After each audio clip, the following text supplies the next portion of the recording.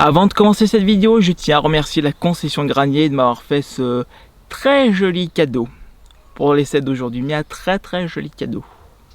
Bref, bonjour à tous et bienvenue dans cette nouvelle vidéo. Aujourd'hui, je sais que j'essaye une Mazda, tu vas me dire encore une Mazda, tu nous fais flic avec tes Mazda, mais je pense que le modèle que tu vas voir aujourd'hui va te redonner l'envie de voir une nouvelle fois une Mazda sur ma chaîne. L'essai d'aujourd'hui, comment on pourrait le qualifier? Une voiture avec un moteur exotique, je pense que je commence de t'aiguiller et que tu as dû voir ça sur le titre de ma chaîne, donc je pense que tu sais ce que c'est.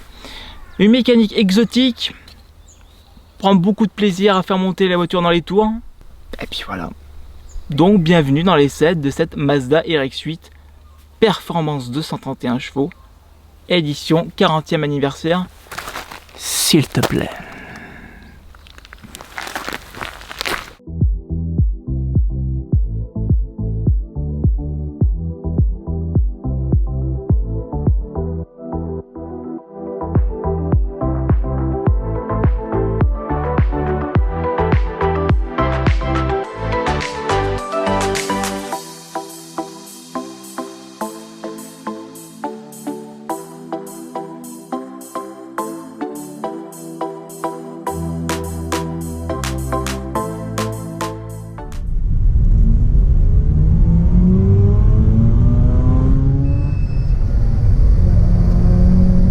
On se retrouve avec la Mazda RX-8 Performance 231 chevaux en édition 40e anniversaire, donc un modèle plutôt rare dans nos contrées, hein.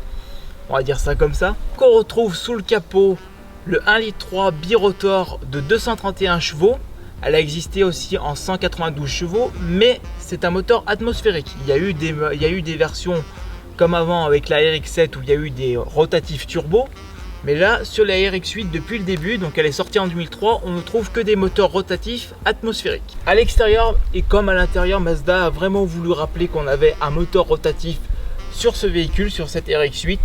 À commencer par le capot, sur les jantes, l'anti-brouillard arrière, on voit la forme du rotor. Donc du coup, c'est vraiment très sympa. Mazda a vraiment voulu mettre l'accent dessus pour faire voir qu'on avait vraiment affaire à un moteur rotatif. Pour cette édition de la RX-8, Mazda a mis de très jolies jantes, comme je disais, qui rappellent le moteur rotatif, le rotor qui sont dessus. On retrouve des optiques type Lexus que j'adore derrière, c'est très joli. Ce qu'il y a de bien sur cette RX-8, c'est que l'accès à bord est très pratique, aussi bien pour le conducteur et les passagers avant que pour le conducteur arrière, puisque ce sont des portes antagonistes.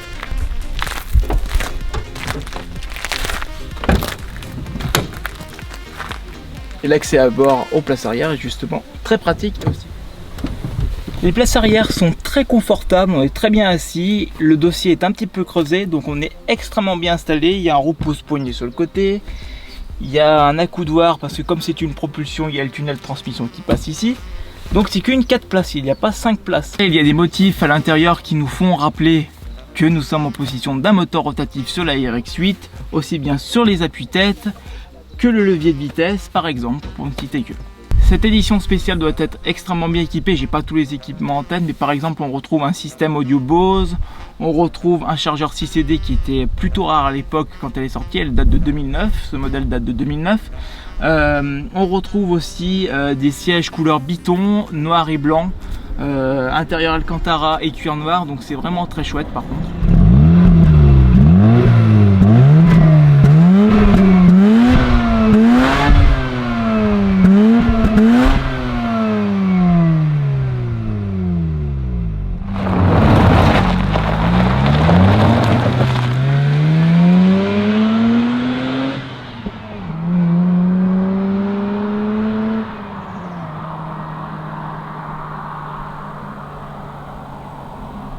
On se retrouve maintenant à l'intérieur de la RX-8 pour aller faire un petit essai routier parce que c'est ce que vous attendez tous bien sûr avec cette fameuse RX-8.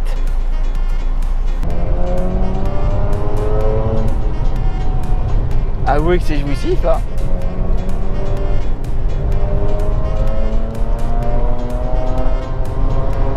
Ah le bip, le fameux bip. Ah ah. Donc on va peut-être revenir à l'essai routier hein, au lieu de faire le débile, au lieu que je fasse le débile accélérer comme un abruti. C'est trop tentant, hein, je suis désolé. Laissez-moi mon kiff, putain. peut-être qu'on peut résumer sur ça en fait. Juste le plaisir de taper dedans et c'est tout. Non, je déconne. Je reprends du sérieux. Je suis désolé, je suis obligé. Je vais mettre un petit peu moins fort pour la clim, voilà. Mais je suis obligé de mettre la clim. Il fait un petit peu chaud. Voilà. Donc du coup, je suis obligé de conduire avec la clim. Alors, je rappelle ce qu'il y a comme mécanique une fois de plus. Donc c'est un 1,3 litre birotor atmosphérique de 231 chevaux. Ce qu'il faut savoir par rapport à celle que j'avais essayé avec Julien, je ne sais pas si vous vous rappelez de la vidéo de son RX7 Turbo 2 de 91, c'est que là vraiment ça pousse à peu près, même si vous êtes à un régime assez bas, un régime moteur assez bas, ça va quand même pousser. Là par contre un rotatif atmosphérique, comme n'importe quel, comme beaucoup d'essence atmosphérique, moteur essence atmosphérique, c'est très cru à bas régime. Il faut monter bien à partir de 4000-4500 tours pour avoir un moteur qui commence à pas mal pousser. Sinon le rotatif, c'est un gros kiff quand même. Quand tu montes dans les tours, c'est un très gros kiff. Il faut savoir qu'il n'y a pas que Mazda qui a développé le moteur rotatif, hein. Pas du tout. Il y a aussi NSU. C'est NSU qui a commencé l'histoire avec les rotatifs. Après Cocorico, il y a eu Citroën avec la GS, qui a eu la GS birotor, on l'appelait je crois. Donc il y a eu un moteur rotatif aussi dans sa voiture. Il n'y a pas eu un gros succès sur cette voiture aussi. Voilà, c'était pour faire un petit peu l'analogie des rotatifs. Et je crois que la RX8, elle a été arrêtée d'être commercialisée en 2011, il me semble, parce que à cause des normes anti-pollution, parce qu'il faut savoir que le rotatif, c'est un des points sensibles de discussion, puisque on va dire qu'en moyenne, allez, vraiment une conduite pépère tranquille, on doit arriver vers les 12-13 litres, peut-être monter à 15. Pour monter facilement comme moi qui tape comme un abruti dedans à entre 20 et 25 litres. Je sais pas si on peut dire que ça peut monter jusqu'à 30 litres, mais on va dire entre 20 et 25 litres si on tape bien dedans. Pour ce qui est le reste au niveau de la conduite, c'est une propulsion bien sûr, c'est une propulsion comme la MX5. Que dire d'autre? Le levier de vitesse, c'est une boîte à débattement court, pardon, je vais y arriver. Très plaisante et qui rappelle aussi la forme du rotor, aussi très sympa. Elle va bien manier, on retrouve vraiment un petit peu les sensations de la MX5, c'est très sympa. Que dire d'autre? 2-3 petits points encore sur le rotatif. Je dirais que c'est pas fait quand même pour n'importe qui. C'est un moteur où il faut être très exigeant au niveau du comportement qu'on va avoir avec. Il faut la laisser tourner un petit peu à froid, il ne faut pas rouler, on va la laisser tourner 5 petites minutes avant de prendre la route, parce que ça aime absolument pas qu'on tape à froid dedans. Mais quand je dis absolument pas, c'est absolument pas. Il faut toujours avoir son petit bidon d'huile avec. C'est Mazda qui le préconise d'ailleurs, il faut se traîner un petit bidon. Il y en a un petit bidon d'huile justement dans le coffre. Et avant de prendre la route, j'ai demandé quand même à un mécanicien de savoir si le niveau d'huile était correct. Je voulais pas prendre le risque de tomber en panne avec la RX8. Donc le niveau a été fait, il n'y a pas de souci. Je peux rouler en toute sérénité.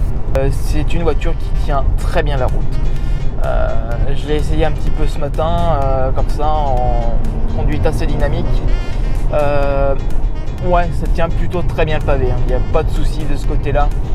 Ça tient très bien le pavé. J'ai pas eu de frayeur avec ou quoi que ce soit. Elle est très bien équipée et j'adore l'intérieur. Ce noir et ce blanc, c'est juste super joli l'intérieur. Moi, j'adore ça. Je redis encore une fois, mais les petits rappels par rapport au rotor, qui est un moteur rotatif, c'est vraiment très très sympa. Elle fait le 0 à 100 en un peu plus de 6 secondes 5, il me semble, 6 secondes 5. Elle va dans les 230 ou 240 en Vmax. Oh, c'est un kiff. Ah oui, j'adore ça. Ah, j'adore ça.